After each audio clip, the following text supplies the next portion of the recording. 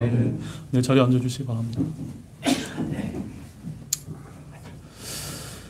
제가 이번 주에 이 말씀, 오늘 이 필라델피아 교회에 관한 말씀을 준비하면서 정말로 큰 위로를 받게 되었습니다. 그래서 제가 받았던 이 위로가 여러분 모두에게도 하나님의 그런 말씀에 크신 위로가 있기를 진실로 소망을 드립니다. 왜 위로가 되었을까요? 이 필라델피아 교회가 7교회 중에서 가장 연약하고 가장 가난하고 가장 보잘것없는 그런 교회였기 때문입니다. 그러나 하나님께서는 이 교회만을 유일하게 칭찬하셨다는 말씀이 제가 이번 주 한 주간 이 말씀을 준비하면서 얼마나 위로가 됐는지 모릅니다.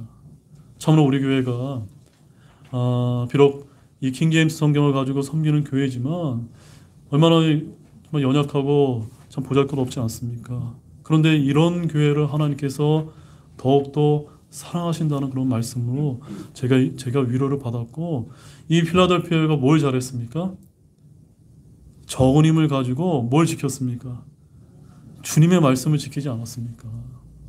주님의 말씀, 우리 교회가 정말 한 말씀 한 말씀 주님의 말씀을 신실하게 지켜나갈 수 있는 그런 교회가 되기를 소망하면서 이 말씀을 오늘 들어주시길 바라겠습니다. 그래서 오늘 본문 말씀의 제목은 내가 적은 힘을 가지고도 내 말을 지켰고 내 이름을 부인하지 아니하였도다라는 이런 제목을 가지고 하나님의 말씀을 전하고자 합니다. 여러분 어떻습니까? 여러분 혹시 많은 힘을 가지셨다고 생각되십니까? 아니면 적은 힘을 가지셨습니까? 우리가 정말 하나님이 보시기에 보잘것이 없고 적은 힘을 가졌다고 하는 이런 겸손한 마음을 가지고 하나님 말씀을 지키고 부인하지 않는 그런 교회가 되어야 되지 않겠습니까? 그런 필라델피아 교회를 소망하는 그런 교회가 되기를 원합니다.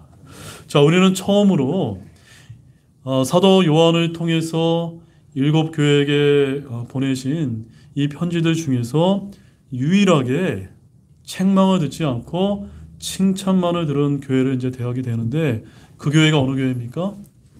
바로 필라델피아 교회이지 않습니까? 이 필라델피아 교회는 서머나 교회와 더불어서 회개하라고 하는 주의 명령을 받지 않았던 교회였습니다. 이 교회는 주께서 주의 말씀을 지켰다고 말씀하신 유일한 교회였다는 것을 우리가 기억할 필요가 있습니다. 무엇으로 유일한 교회라고요? 주님의 말씀을 지켰던 교회라는 겁니다. 여러분, 이거 결코 쉬운 것이 아닙니다.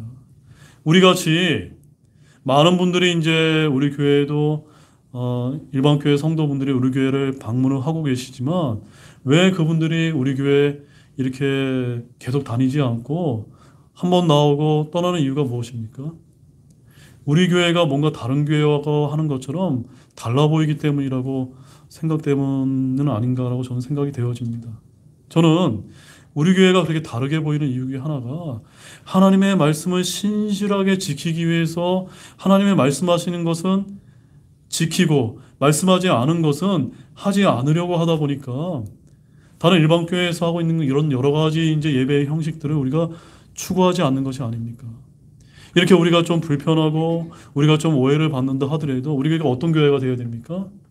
신실하게 말씀을 지켜야 되지 않겠습니까? 그런 교회를 주님께서 유일하게 칭찬하셨다. 그래서 저는 여기 계신 우리 사랑하는 형제자매님들이 오늘 말씀을 통해서 좀 자부심을 좀 가지셨으면 좋겠습니다. 사람이 얼마나 많이 모이지 않았다고 위축되는 것이 아니라 자부심을 가지시기 바랍니다. 왜냐하면 그런 교회를 주님께서 칭찬하시기 때문입니다. 본래 이 필라델피아는 어떤 뜻을 갖냐면, 여러분 어떤 뜻을 갖는지 아십니까? 필라델피아는 형제 사랑이라는 뜻을 갖고 있습니다. 제가 뭐라고 말씀드렸습니까? 형제 사랑입니다.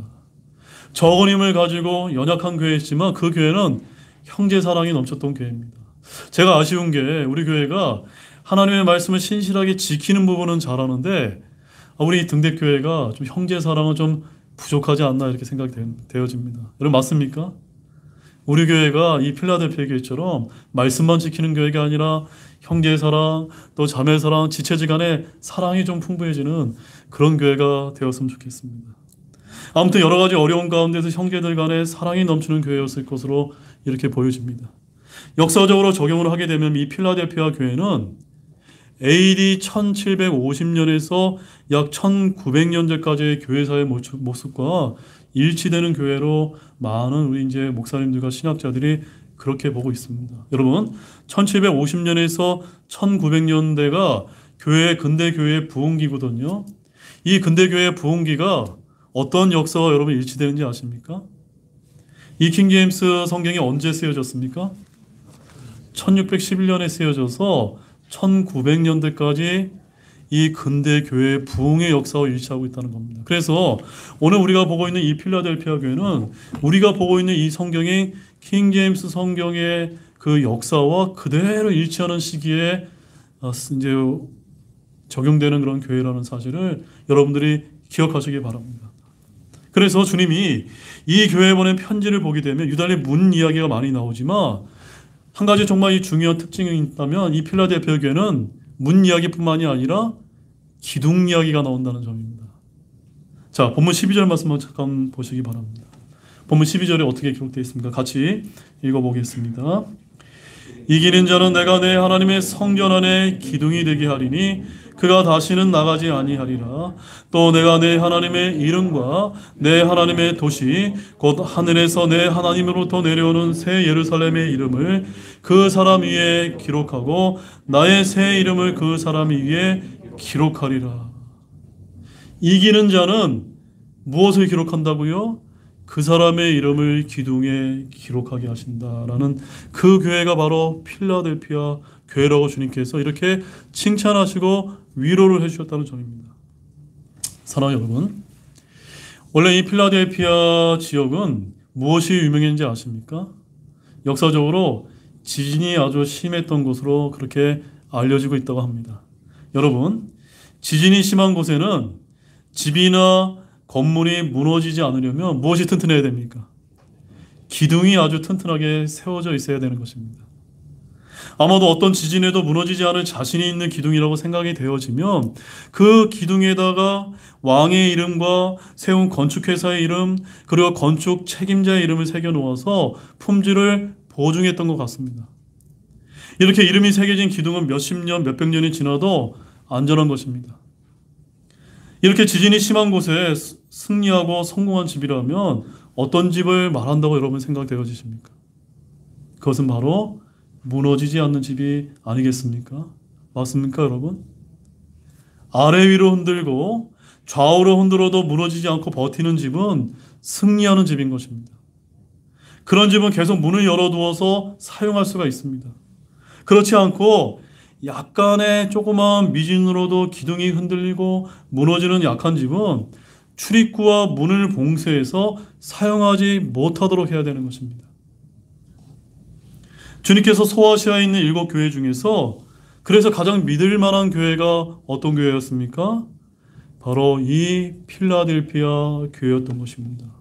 이 필라델피아는 겉으로 봤을 때는 외관으로 봤을 때는 사람도 얼마 없고 모여있는 사람도 힘이 없고 정말 보잘것없는 교회였지만 믿음의 기둥이 탄탄했던 교회였다는 사실을 이 말씀이 우리에게 알려주는 것입니다. 다시 말해서 이 땅에 있는 교회 중에서 가장 주님의 뜻에 가깝고 성경이 제시하는 모델에 가까운 교회가 바로 필라델피아 교회였다는 사실입니다. 자, 그럼 지금부터 이 필라델피아 교회가 어떤 교회인지 우리 한 구절씩 자세하게 한번 살펴보도록 하겠습니다. 자, 본문 7절 말씀을 보겠습니다. 함께 보겠습니다. 필라델피아에 있는 교회 천사에게 쓰라. 거룩한 자, 진실한 자, 다윗의 열쇠를 가진 자가 이것들을 말하노라. 그가 열면 아무도 닫지 못하고 그가 닫으면 아무도 열지 못하느니라. 자, 여러분, 우리가 이제 지금 사도 요한을 통해서 7교회에 주신 이 편지를 이제 보면서 한 가지 이제 공통적인 특징이 있었습니다. 7교회의 편지를 쓰면서 그 교회 천사에게 쓰면서 주님께서 각 교회의 특색과 각 교회의 상황에 맞게 어떤 모습으로 이제 나타나지 않았습니까? 우리가 지난주에 살펴봤던 4대 교회에는 어떤 모습으로 나타나셨습니까? 살아있다는 이름을 가졌으나 죽어있는 교회에는 교회의 생명이신 7영을 가지신 분으로 나타나지 않았습니까? 그렇다면 주님은 가장 연약하고 힘이 없는 이 필라델피아 교회는 어떠한 모습으로 나타나셨습니까? 이 교회는 거룩한 자, 진실한 자, 다윗의 열쇠를 가진 자라고 소개하시면서 자기 모습을 계시하고 있다는 점입니다. 앞선 5교회에서 주님께서 한 계시는 모두 1장에서 사도 요한이 본 예수 그리스도의 모습 중에 하나였는데, 그러나 지금 우리가 살펴보는 이 필라델피아 교회와 앞으로 이제 보게 될 라오디게아 교회는 이전에 언급되지 않은 그런 내용을 담고 있습니다. 주님은 필라델피아 교회에 어떤 모습으로 자신을 계시하셨습니까? 거룩한 자, 진실한 자, 다윗의 열쇠를 가진 자다라고 이렇게 자기 자신을 계시하고 있는 것입니다. 자, 먼저 첫 번째, 거룩한 자는 누구를 가리키는 말씀입니까? 거룩한 자. 자, 우리 이사야서 40장 25절 말씀을 한번 찾아보시기 바랍니다. 이사야서 40장 25절 말씀입니다.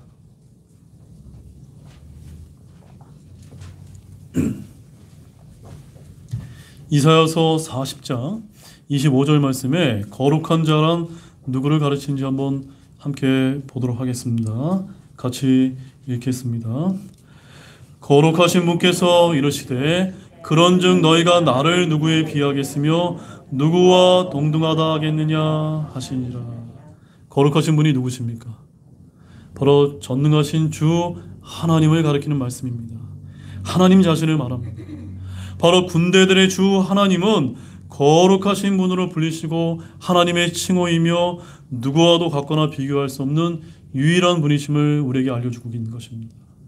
자, 그러면 두 번째로 진실한 자는 또 누구를 가리킬까요? 요한복음 14장 6절 말씀에 보게 되면 예수님은 진리다라고 하신 그런 말씀이 있습니다. 그래서 예수님 안에는 불의가 없고 죄가 없고 악이 없고 거짓이 없는 진실한 분이시기 때문에 바로 진실한 자란 주 예수 그리스도를 가리키는 말씀입니다. 자, 그러면 이제 마지막 세 번째로 다윗의 열쇠를 가진 분이란 누구를 가리키는 말씀일까요? 바로 이 구절은 이방인들에게는 수수께끼와 같은 그런 말씀입니다. 유대인들에게 이 말씀은 자신들이 아직도 간절히 소망 중에 기다리는 메시아를 가리키는 말씀이기 때문입니다.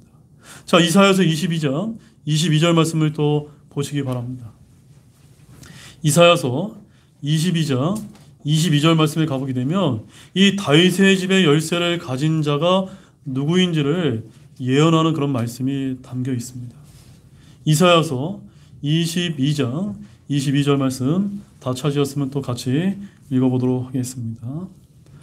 또 내가 다윗의 집 열쇠를 그의 어깨 위에 두리니 그가 열면 아무도 닫지 못하고 그가 닫으면 아무도 열지 못하리라. 여러분, 다윗의 집의 열쇠를 가진 분이 누구십니까? 앞으로 오신 메시아 주 예수 그리스도를 대언자 이사야를 통해서 여기서 예언해주고 계신 것이 아닙니까? 바로 예수님은 유대인들이 기다리고 소망했던 메시아임을 가르쳐주는 말씀입니다. 하나님께서 예수님을 다윗의 씨 후손이 되게 하신 것은 다윗에게 약속하신 왕국 예수 그리스도를 통해서 세우기 위해서입니다. 그렇게 하나님은 다윗의 왕좌를 그분에게 주셨던 것입니다. 자, 누가복음 1장 31절과 32절 말씀을 가보게 되면 이 이사야서에서 말씀하신 그 예언의 말씀이 어떻게 성취가 되었는지 그 말씀을 우리가 볼 수가 있습니다. 누가복음 1장 31절 32절 말씀이 되겠습니다. 자, 어떻게 성취된지 함께 또 보겠습니다. 보라, 내가 내 때에 수태하여 아들을 낳고 그의 이름을 예수라 하리라. 그가 크게 되고 가장 높으신 분의 아들이라 불릴 것이요 주 하나님께서 그의 조상 다윗의 왕좌를 그에게 주시리라. 바로 다윗의 왕좌를 물려받아서 탄생하실 분이 바로 메시아이신 주 예수 그리스도라는 사실을 이 말씀에서 이루어주고 계신 것입니다. 자, 다시 이제 본문 7절 말씀을 가보십시오. 본문 7절 하반절에 뭐라고 이제 이어서 말씀을 하고 계십니까? 다윗의 열쇠를 가진 자가 이것들을 말하노라. 그가 열면 아무도 닫지 못하고 그가 닫으면 아무도 열지 못하리라. 자, 이것이 무엇을 의미합니까? 바로 예수님은 다윗의 열쇠를 가지신 분이신데 다윗의 열쇠를 가진 예수 그리스도가 열면 그 어느 곳도 닫지 못한다는 말씀입니다. 또한 그분이 닫으면 온 세상 모든 유대인들과 신자들이 힘을 합해서 그것을 열지 못한다는 말씀입니다. 바로 다윗의 집이 열리느냐 닫히느냐의 문제는 누구에게 달려있는 것입니까? 다윗의 열쇠를 가진 주 예수 그리스도에게만 달려있다고 하는 그런 뜻입니다. 바로 예수님은 역사의 주관자이시며 특히 유다의 이스라엘과 유다의 흥망성쇠를 주관하시는 분이시며 이 말씀을 통해서 알려주고 있는 것입니다. 자, 이제 주님께서 이런 말씀을 하시면서 필라델피아 교회에 나타난 모습을 통해 보여주고자 하는 것이 무엇일까요? 왜 이런 말씀을 하셨을까요? 그것은 다른 것이 아니라 바로 필라델피아의 교회의 결정이 참으로 옳았다는 말씀을 지금 여기서 해주고 계신 것입니다. 바로 이 교회의 교인들은 외적으로는 아무런 힘이 없었습니다. 이들은 주님을 자신들의 도움으로 대상자로 결정하고 지금까지 진실한 마음으로 주님만 의지했던 것입니다. 그들은 아예 세상적인 방법을 포기했습니다. 그 결과가 무엇이었습니까? 필라델피아 교회의 결정이 옳았고 그들은 가장 바른 방법을 택했다는 것이 바로 이 교회에 하신 모습이었던 것입니다. 자, 본문 8절 말씀을 보겠습니다. 이제 8절부터 중요한 말씀이 등장합니다. 같이 읽겠습니다. 내가 내 행위를 아노라. 보라, 내가 내 앞에 열린 문을 두었으니 아무도 그것에 닫을 수 없느니라. 내가 적은 힘을 가지고도 내 말을 지켰고 내 이름을 부인하지 아니하였도다. 자, 이제 이 필라델피아 교회가 정말 잘한 모습이 여기 이제 잘 등장을 하고 있습니다. 우리 주님께서 여러분을 향해서 내가 내 행위를 아노라라고 이렇게 말씀하신다면 여러분 어떤 생각과 어떤 느낌이 드실까요? 주님이 나타나셔서 내가 너희의 행위를 잘한다라고 말씀하신다면 여러분 어떤 생각이 드시겠습니까?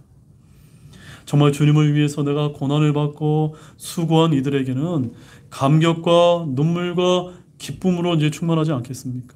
그러나 불법을 행하고 죄를 행하고 불의를 행한 자들에게는 주님께서 그렇게 나타나실 때 두려움과 공포를 느끼지 않겠습니까? 8절 말씀에 보라, 내가 내 앞에 열린 문을 두었으니 라는 이 말씀, 즉 교회가 문을 여는 것이 아니라는 사실입니다. 누가 엽니까? 문을 여시는 분은 주님이심을 여러분 기억하시기 바랍니다. 주님은 먼저 예루살렘에 복음의 문을 주셨습니다. 오순절날 한날에 3,000명의 구원을 받고 곧이어 남자만 5,000명의 구원을 받았습니다. 그 다음에 이방인들에게 문을 열어주셨습니다. 그래서 사도 바울은 이 열린 문을 통해서 아시아와 유럽에 복음을 들고 나갔던 것이 아닙니까? 환란기 때에도 주님께서 열린 문을 두심으로 왕국 복음이 온 세상에 전파되게 만들어 주실 것입니다.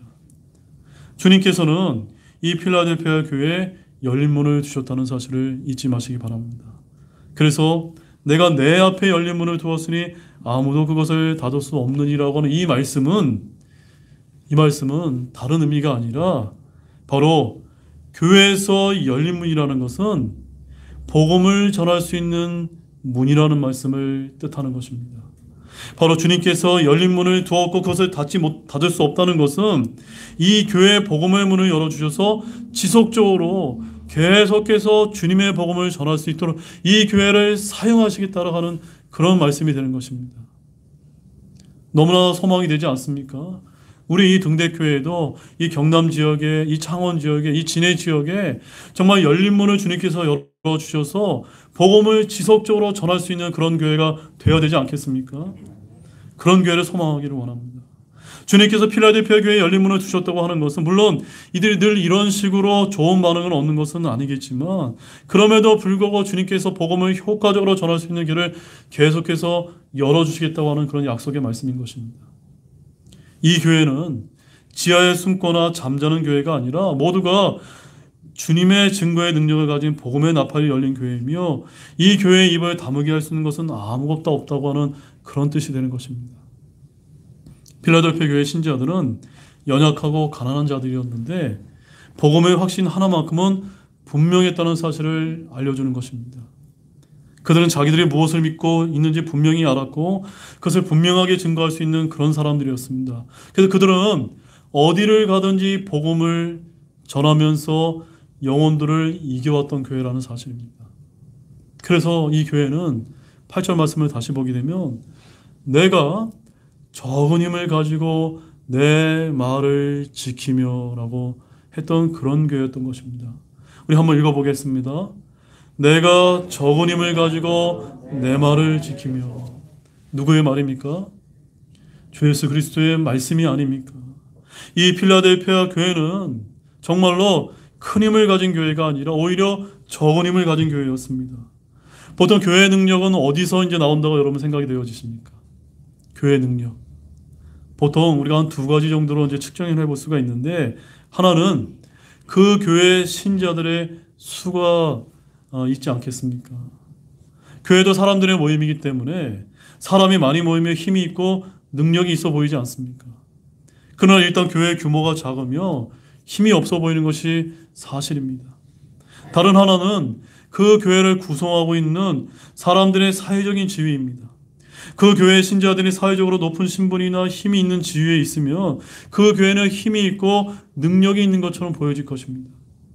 여기서 적은 힘이라고 하는 것은 영적인 힘을 말하는 것이 아니라 사회적인 능력을 의미하는 것입니다. 이 교회는 사회적으로 힘이 없었던 그런 교회였습니다. 말하자면 분명히 이 필라델피아 교회는 크지 못했고 또 그 지역에서 유력하고 힘이 있는 사람들이 없는 그런 연약한 교회였다는 것을 보여주는 것입니다. 사랑하는 여러분, 제가 생각하기에 필라델피아 교회를 이렇게 표현하게 된 그 이유는 아마 이 필라델피아 교회 신자들의 대부분이 그 당시에 대부분 노예층이거나 가난한 신자들로 구성되어 있어서 스스로를 보호하거나 지킬 수 없는 능력이 전혀 없었기 때문은 아니었을까라고 저는 그렇게 생각이 되어집니다. 여러분 어떻습니까? 이 필라델피아 교회는 아마도 사회적으로 하위층을 구성하는 사람들 중심으로 자생적인 모임으로 모여진 그런 교회였던 것 같습니다. 다른 지역 같으면 사회 고위층 사람들도 섞여 있어서 어려운 때가 있으면 찾아가서 호소하거나 힘을 쓸 수도 있었을 텐데 이 교회는 그런 것도 없고 아는 사람도 없어서 전혀 힘을 쓰지 못했던 그런 연약한 교회였던 것입니다. 모두 힘이 없는 사람들로 구성이 되어 있었고 가난한 사람들로 구성되었던 그런 교회였던 것입니다. 그러나 이 교회의 장점이 무엇이었습니까? 그것은 잘 기억하시기 바랍니다. 지진에 절대로 무너지지 않는 믿음을 가진 교회였던 사실입니다. 필라델피아 도시 전체가 지진으로 크게 파괴되었던 적이 있는 것처럼 이 교회 역시도 영적인 지진이 끊임없이 일어났던 교회였다는 사실입니다. 좌우로 흔들고 상하로 흔들어서 주님으로부터 떨어지게 만드는 시험들이 얼마나 많았는지 모릅니다. 그러나 이 교회는 아무리 흔들어도 무너지지 않는 정말 기둥이 튼튼한 그런 교회였다고 주님은 칭찬하셨던 것입니다. 어떻게 흔들고 어떻게 시험하여도 이들은 주님의 말씀을 지켰고 주님의 이름을 배반하지 않았던 교회였던 것입니다. 주님의 평가와 교회 스스로의 평가는 너무나 상이하게 다르다는 것을 여러분 아시기 바랍니다. 여러분, 서머나 교회는 어떤 교회였습니까? 가난했지만 주님께서 그들을 요한계시록 2장 9절 말씀에서 그러나 내가 부유하도다라고 이렇게 말씀하지 않았습니까? 사도교회는 또 어땠습니까? 내가 살아있다는 이름을 가지고 있었으나 본문 1절 말씀에 뭐라고 평가하셨습니까? 내가 죽어있으면 아노다라고 이렇게 말씀하지 않았습니까? 이 필라델피아 교회는 적은 힘을 가진 약한 교회였지만 주님께서는 그들을 강하다고 말씀하고 계신 것입니다. 이것을 믿으십니까? 라디오아 교회는 또 어떤 교회였습니까? 너희가 부자 교회였지만 주님은 그들에게 정말로 헐벗고 가난한 교회였다라고 이렇게 평가하고 계신 것입니다. 세상이나 사람들의 평가와 달리 주님의 평가는 이렇게 극과 극의 대조를 이루고 있다는 것을 아시기 바랍니다. 우리는 하나님께 인정받는 주님의 일꾼이 되어야 되지 않겠습니까? 우리가 연약하다는 것은 주님께 아무런 문제가 되지 않는다는 것을 믿으시기 바랍니다. 아멘이십니까? 오히려 똑똑하고 강하고 부유한 것이 더 큰 문제가 될 수 있다는 사실을 믿으시기 바랍니다. 자, 고린도후서 12장 9절에서 10절 말씀을 한번 찾아보시기 바랍니다. 고린도후서 12장 9절과 10절 말씀에 보면 정말 이 필라델피아 교회와 같은 이런 말씀이 여기에 이제 담겨 있습니다. 고린도후서 12장 9절과 10절 말씀, 너무나 위로가 되는 말씀인데 우리 큰 목소리로 한번 읽어보도록 하겠습니다. 그분께서 내게 이르시되 내 은혜가 내게 족하도다. 나의 강한 능력은 약한 데서 완전하게 되느니라 하셨느니라. 그러므로 내가 오히려 크게 기뻐하며 나의 연약한 것들을 자랑하리니 이것은 그리스도의 권능이 내 위에 머무르게 하려 함이라. 그러므로 내가 그리스도를 위해 연약한 것들과 치욕과 궁핍과 핍박과 고통당하는 것을 기뻐하노니 이는 내가 약할 그때 강하기 때문이라. 참으로 여러분 아멘이 되십니까? 위로가 되십니까? 이 말씀에 주목해 보시기 바랍니다. 주님의 강한 능력은 어디서 완전해집니까? 어디서 완전해집니까? 약한 데서 완전해진다는 것입니다. 약한 데서 완전해짐을 믿으시기 바랍니다. 우리는 약할 그때 참으로 강해질 수 있는 것입니다. 참으로 역설의 진리가 아닐 수가 없습니다. 그래서 여러분 히브리서 11장 34절 말씀도 한번 가보십시오. 히브리서 11장 34절 말씀에 우리 신약 성도들이 어떻게 약한 데서 강해졌는지를 이 말씀을 통해서 한번 확인해 보도록 하겠습니다. 히브리서 11장 34절 말씀 함께 또 보겠습니다. 맹렬한 불을 끄기도 하며 칼날을 피하기도 하며 연약한 가운데서 강하게 되기도 하며 싸움에서 용맹하게 되어 외인들의 군대들과 싸움 물리치기도 하였으며. 여러분 저를 잠깐 봐주시기 바랍니다. 우리가 생각할 때 교회 건물이 웅장하게 크고 그 교회 안에 정말 사회 지도층 인사들이 있고 그 교회에 정말 헌금이 많이 모여서 돈이 이제 많게 되면 정말로 엄청난 영적인 힘을 발휘하게 될 것이다라고 우리는 생각하기 쉽지만 주님께서는 어떤 교회가 정말 진정으로 강해진다고 말씀하고 있습니까? 어떤 교회라고 이렇게 표현하고 있습니까? 연약한 가운데서 강해지는 교회가 된다.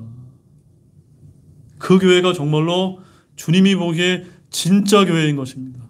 여러분 이런 교회를 소망하십니까? 주 하나님은 필라델피아 교회가 적은 힘을 가진 약한 자들이었지만 정말로 너희들이 진짜 강한 교회다라고 말씀하신 것입니다. 이제 이 필라델피아 교회는 적은 힘을 가지고 두 가지를 행했습니다. 그 두 가지가 무엇이었습니까? 또 주님께서는 그것을 칭찬하셨는데 그것이 무엇이었습니까? 첫 번째가 무엇이었습니까? 8절을 보게 되면은 내 말을 지키며입니다. 내 말을 지키며.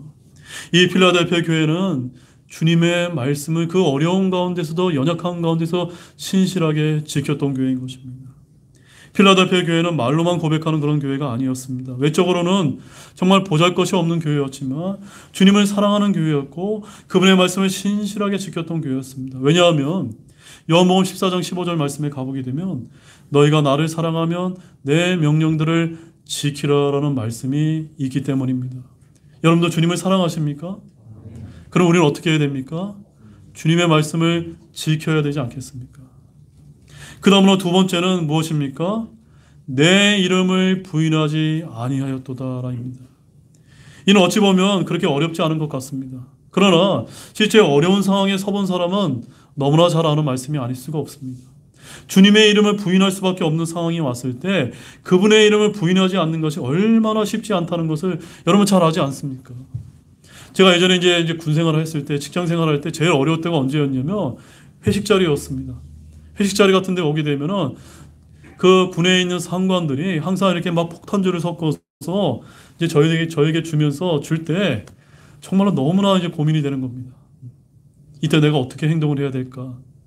그때 주님께서 주신 생각은 내가 이제 믿는 신자면 이것 하나 이겨내지 못할까 하면서 정말 담대하게 이겨냈을 때 하나님의 은혜가 제게 임했었던 적이 생각이 났습니다. 마태복음 10장 33절에 이런 말씀이 이제 기록이 되어 있습니다. 귀로만 들어주십시오. 그러나 누구든지 사람들 앞에서 나를 부인하면 나도 하늘에 계신 내 아버지 앞에서 그를 부인하리라 라고 말씀하셨습니다. 여러분 이 말씀 잘 기억하시기 바랍니다. 여러분이 어떤 장소, 어떤 환경, 어떤 상황에서 주님의 이름을 부인할 수밖에 없는 어려운 상황이 다가왔을 때 주님을 부인하게 되면은 하늘에서도 주님께서 여러분들을 부인하신다는 것입니다. 이 두려운 말씀을 기억하면서 어떠한 상황에서도 주님을 부인하지 않는 그런 여러분 모두가 되시길 바랍니다. 사람은 마음으로 믿어 의에 이르고 입으로 신하여 구원에 이르게 됩니다. 주를 부인하게 된다는 것은 내가 주 예수 그리스도를 알지 못하고 믿지 않고 인정하지 않는다는 그런 뜻을 이제 보여주는 것입니다. 자, 그래서 사도행전 3장 13절과 14절 말씀 한번 보시기 바랍니다.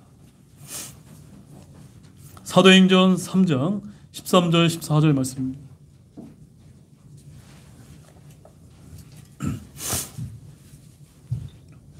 사도행전 3장 13절 14절 말씀 다 찾으셨으면 또 우리 함께 또 읽어보겠습니다. 아브라함과 이삭과 야곱의 하나님 곧 우리 조상들의 하나님께서 자신의 아들 예수님을 영광스럽게 하셨느니라. 너희가 그분을 넘겨주었고 빌라도가 그분을 놓아주기로 결심하였을 때 너희가 그의 얼굴 앞에서 그분을 부인하였으니 너희가 거룩하신 분 곧 의로우신 분을 부인하고 살인자를 너희에게 주기를 구하여라고 말씀하고 있습니다. 바로 유대인들이 예수님을 십자가에 넘겨준 것은 바로 무엇을 뜻하는 겁니까? 바로 주님을 부인하였다는 것을 보여주는 것입니다. 유대인들은 주를 부인했던 것입니다. 오늘날 거짓 대언자들과 거짓 교사들도 주를 부인합니다. 예수님께서 그리스도이심을 부인하는 자는 거짓말하는 자입니다. 아들을 부인한 자에게는 아버지가 없습니다. 주 예수 그리스도인을 부인한 자들은 하나님의 천사들 앞에서도 부인을 당한다는 것을 기억하시기 바랍니다. 이렇게 필라델피아 교회는 주의 말씀을 어려운 가운데 서서 지켰고 주의 이름을 부인하지 않았던 그런 교회였습니다. 또한 7년 환란기 때 주의 말씀을 지키고 주의 이름을 부인하지 않는다는 것은 참으로 어려운 일이 될 것입니다. 이제 본문 9절 말씀 한번 보시기 바랍니다. 9절 어떻게 기록되어 있습니까? 함께 또 읽어보겠습니다. 보라, 내가 사탄의 회당에 속한 자들 그 스스로 유대인이라나 유대인이 아니고 거짓말을 하는 자들을 이렇게 만들리니 즉 보라, 내가 그들을 오게 하여 내 발 앞에 경배하게 하고 내가 너를 사랑하였음을 알게 하리라. 아멘. 성경 본문에는 사탄의 회당에 속한 자들이라는 말씀이 이제 등장하고 있습니다. 사탄의 회당의 특징이 무엇인지 아십니까? 사탄의 회당의 특징은 바로 신성모독입니다. 바로 예수 그리스도를 부인하는 것이 신성모독인데, 여러분 저기 이슬람교에 가보게 되면 예수님을 대언자라고 이야기합니다. 또한 유대인들은 예수님을 향하여 마리아의 아들로서 사생하다라고 이렇게 얘기합니다. 또한 세상은 예수님을 4대 성인 중에 한 명이요 기독교의 창시자다라고 이렇게 신성모독을 하고 있습니다. 또한 안식교회에서는 예수님은 천사장 미가엘이다라고 이야기하고 있고, 또한 여호와 증인에서는 예수님은 하나님의 피조된 신이다라고 이렇게 얘기하고 있습니다. 또한 예수님은 하나님이 되신 사람이다라고 몰몬교에서 주장을 하고 있고, 또 오늘날 해방신학, 민중신학을 이야기하는 이런 분들은 예수님께서 민중의 해방가요 사회혁명가라고 이야기하고 있지 않습니까? 이런 주장이 예수님을 부인하는 것이요 예수님께 신성모독하는 것이라는 사실을 우리가 알아야 되는 것입니다. 주님은 이들을 향해서 다 무엇에 포함되는 자라고 부르는 겁니까? 너희들이 사탄의 회당에 속한 자들이다라고 이렇게 부르시는 것입니다. 예수님 당시에 유대인들이 한 것이 무엇입니까? 예수님께서 행하시는 성령의 일을 방해하고 회방을 했다는 점입니다. 이 교회에서 너무나도 기쁜 일이 하나 있었다면 그것이 무엇인지 아십니까? 9절 하반절 말씀을 보십시오. 이렇게 사탄의 회방을 하는 자들에게 보라, 내가 그들을 오게 하여 내 발 앞에 경배하게 하고 내가 너를 사랑하였음을 알게 하리라 라고 말씀하신다는 점입니다. 본문에서 주님께서는 사탄의 회당에 속한 자들을 오게 해서 내 발 앞에 경배하게 만들어 주신다고 말씀하셨습니다. 주님은 궁극적으로 교회에 승리를 주시게 될 것입니다. 이걸 여러분 믿으십니까? 성도들은 왕과 제사장이 될 것입니다. 그래서 이 땅을 주님과 함께 통치하게 될 것입니다. 우리는 하나님의 아들들로서 영광스럽게 주님과 함께 나타나게 될 것입니다. 자연스럽게 우리는 왕으로서 경배받게 될 것입니다. 그래서 주님께서는 내 발 앞에 경배하게 하고 라는 이 말씀은 결국 천년왕국 때 성취될 말씀을 이 말씀이 알려주고 있는 것입니다. 이것을 통해서 하나님께서 말씀하신 대로 내가 너를 사랑하였음을 알게 하리라. 저 여러분 역시도 지금은 보잘것없고 연약하지만 언젠가 천년왕국 때에 들어서 정말 주님과 함께 왕과 제사장으로 통치하게 될 때 주님께서 나를 얼마나 사랑하였음을 깨닫게 되는 그 날이 이루어질 줄로 믿으시기 바랍니다. 주님께서 우리를 사랑하셔서 우리를 위해 자신을 주셨습니다. 우리는 십자가에서 죽으신 그분을 통해 하나님의 사랑을 알고 깨닫지만 세상 사람들은 우리가 원수들에게 경배를 받고 그들을 다스릴 때 주님께서 우리를 사랑하신 것을 분명히 깨닫게 될 것입니다. 자, 이제 마지막 10절 말씀을 보겠습니다. 10절에서 하나님께서 정말로 아주 위로의 말씀을 우리에게 해주고 계십니다. 같이 읽어보겠습니다.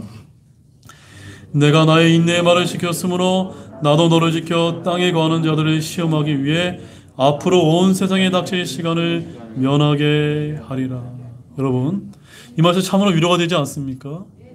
우리가 이 귀한 하나님의 말씀을 들고 믿음 생활하는 건 쉽습니까? 어렵습니까? 어렵습니다. 정말로 우리에게 인내가 필요하지 않습니까? 주님께서 인내의 말을 지켰기 때문에 그런 교회에게는 어떤 약속을 해주고 계십니까? 시험의 시간이 닥칠 때 내가 그것을 면하게 해주시겠다라고 약속을 해주신 것입니다. 이것은 육신의 생명이나 안전을 말하는 것이 아닙니다.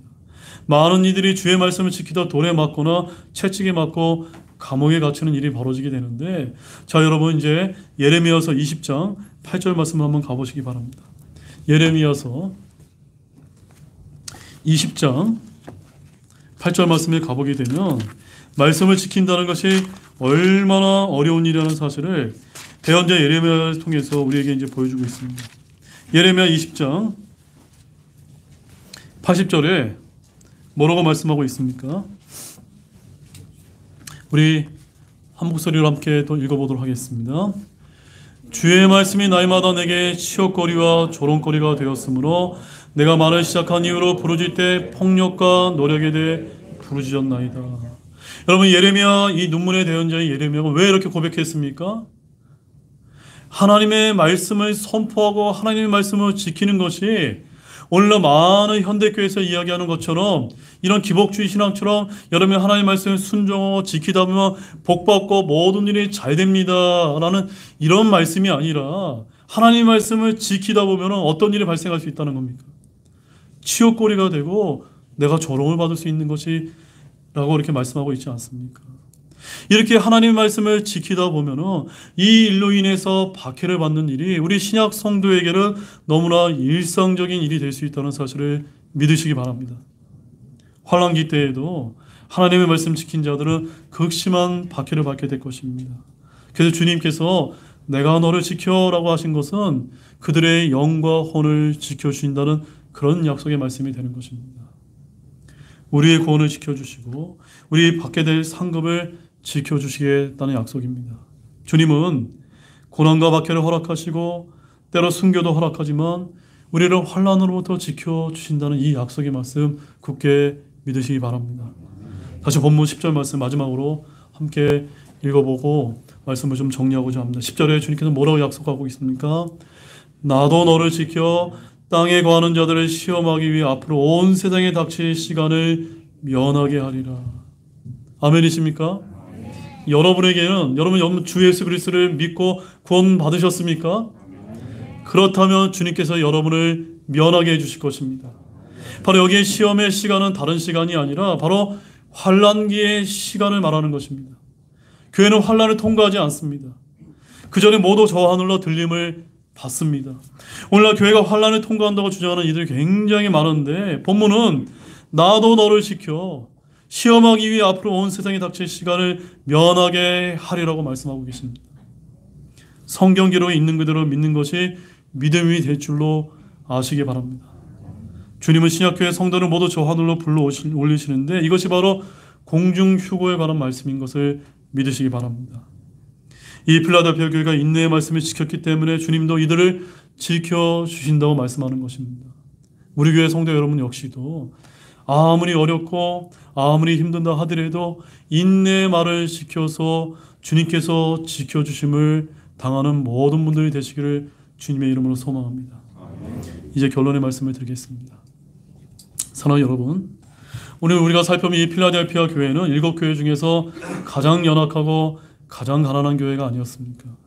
그럼에도 불구하고 주님께서는 이 교회에 열린 문을 주셨고 이 교회는 적은 힘을 가지고 주님의 말씀을 지키고 그분의 이름을 부인하지 않는 교회로 칭찬을 받았다는 사실을 잊지 마시기 바랍니다. 마지막 때가 가까운 지금 우리 교회가 어떤 교회를 지향해야 될까요? 바로 이 필라델피아 교회가 우리가 지향해야 될 그런 교회가 아니지 않습니까? 맞습니까, 여러분? 우리가 이와 같은 이런 교회를 소망하게 되기를 바랍니다.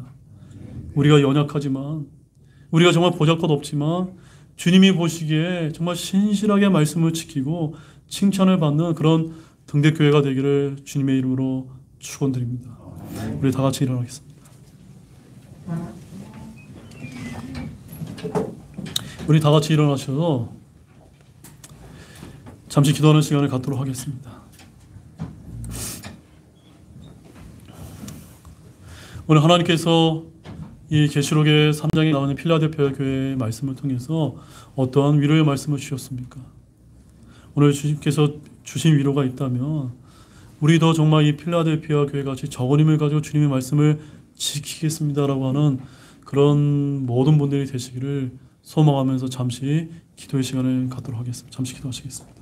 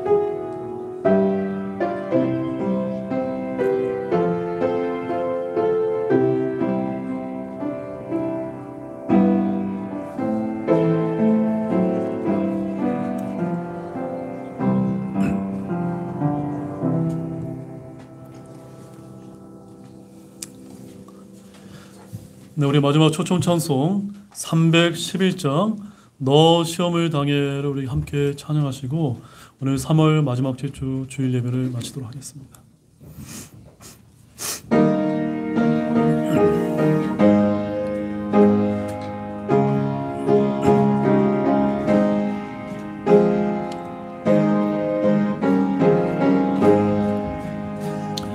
너 시험을 당해 죄 짓지 말고 너 용기를 다해 법 물리치라.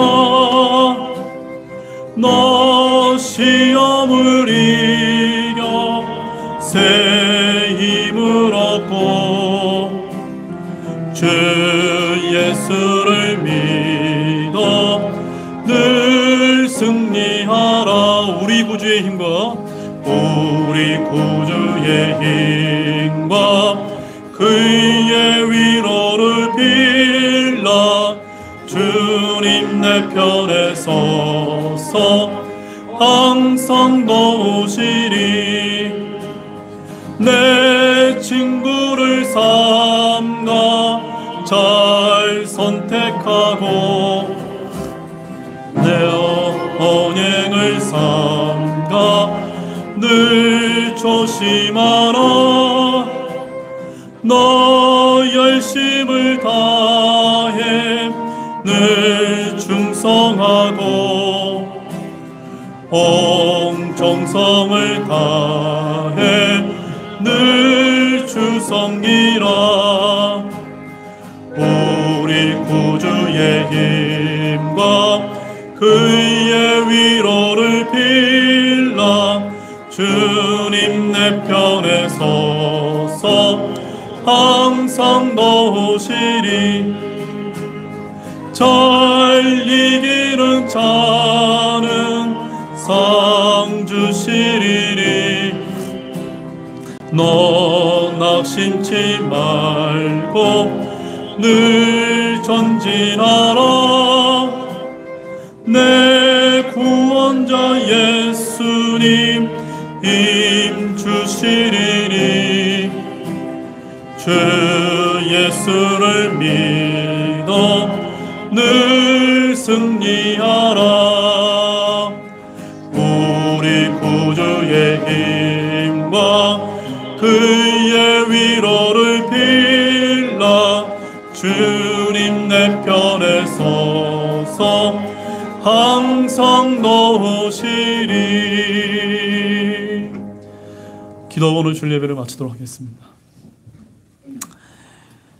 하나님 아버지, 정말로 감사를 드립니다. 우리 주님께서 이 필라델피아 교회에게 주신 말씀을 통해서 비록 우리 교회가 이 필라델피아 교회와 완전히 같지는 않지만 이런 필라델피아 교회 같은 모습으로 주님께서 공중 강림하실 그날까지 저희들이 인내로 주의 말씀을 지키며 주님의 이름을 부인하지 않는 그런 교회가 될 수 있도록 도와주시기를 원합니다. 정말 때가 너무나 어렵습니다.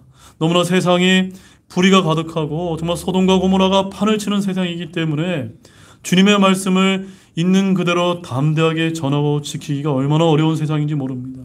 그렇지만 주님께서 오늘 주신 이 귀한 위로의 말씀을 저희들이 기억하면서 우리 교회가 열린 문을 두고 주님 오시는 그날까지 정말 끝까지 복음을 전할 수 있는 정말 그런 교회로 남아있을 수 있도록 또 칭찬을 받을 수 있도록 주님께서 도와주시기를 원합니다.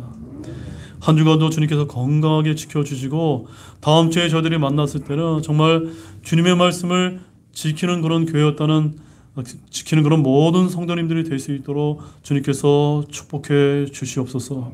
정말로 감사를 드리며 이 모든 말씀을 우리를 구원하신 주 예수 그리스도의 이름으로 간절히 기도를 드렸습니다. 아멘.